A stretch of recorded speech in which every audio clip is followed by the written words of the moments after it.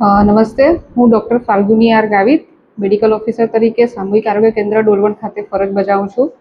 અત્રે થોડા દિવસ પહેલાં ખૂબ વરસાદ હતો. તે દરમિયાન અંતરિયાળ વિસ્તારોના ગામ જેવા કે અંતાપુર ગામ છે, જેમાં એક સગર્ભા બહેનની ડિલિવરીની તારીખ ખૂબ નજીક હોવાથી તેઓને સરકાર જિલ્લા લેવલેથી આપવામાં આવેલી માહિતી મુજબ તેઓને તાલુકા કક્ષાની હોસ્પિટલ ખાતે ખસેડવાનો સૂચના આપવામાં આવી હતી.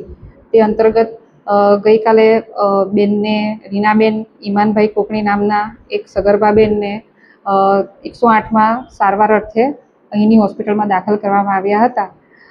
બેનને હમણાં હાલ સારું છે અને તેઓ અમારી દેખરેખ હેઠળ છે અને હજુ એમને પણ 1-2 દિવસ થોડા સમય માટે રાખીશું અને કશું તકલીફ એવી લાગે તો તેમને વધુ સારવાર અર્થે જિલ્લા કક્ષાની હોસ્પિટલ ખાતે રિફર કરીશું.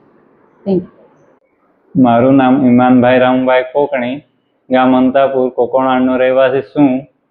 તે દિવસે મારી ઘેરવાળીનો 8મો મહિનો તારીખ ડિલિવરીની નજીક છે. તે દિવસે વરસાદ વધારે હતો એટલે 108ને ફોન કર્યો.